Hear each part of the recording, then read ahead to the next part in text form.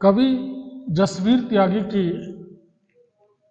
एक बहुत ही महत्वपूर्ण कविता है पुस्तकों की पीड़ा।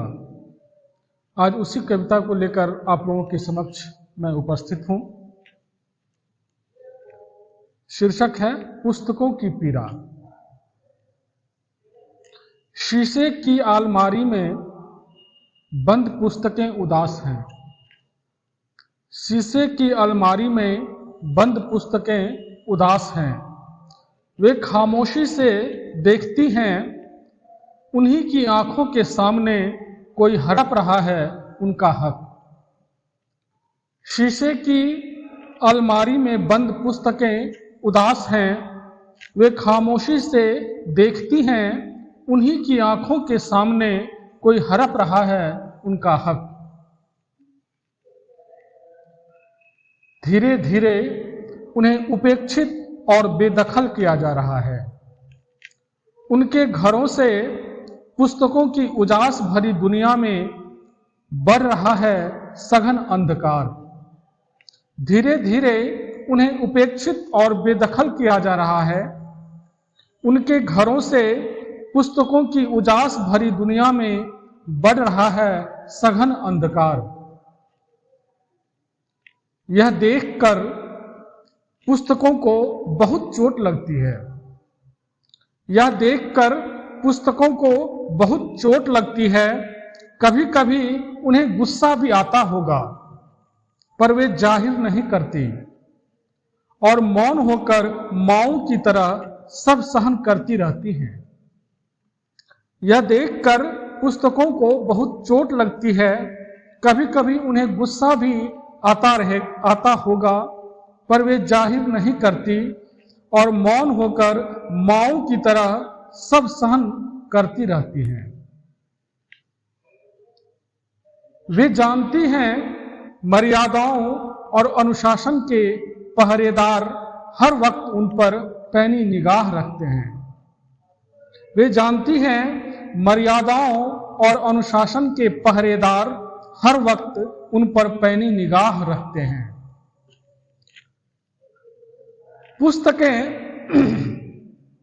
पुस्तकें अपने लिए कुछ भव्य या बड़ा नहीं चाहती। पुस्तकें अपने लिए कुछ भव्य या बड़ा नहीं चाहती। बस वे अपने हिस्से का समय और थोड़ा सा प्यार मांगती हैं। पुस्तकें अपने लिए कुछ भव्य या बड़ा नहीं चाहती। बस वे अपने हिस्से का समय और थोड़ा सा प्यार मांगती हैं। वे घंटों घंटों, महीनों महीनों और कभी कभी तो वर्षों तक बाट जोहती रहती हैं। वे घंटों घंटों, महीनों महीनों और कभी कभी तो वर्षों तक बाट जोहती रहती हैं कि कोई उनके पास आए, बैठे, बतियाए, बिताए कुछ समय उनके साथ भी, जिसे सौंप सके वे अपने जीवन की संचित अनमोल निधि।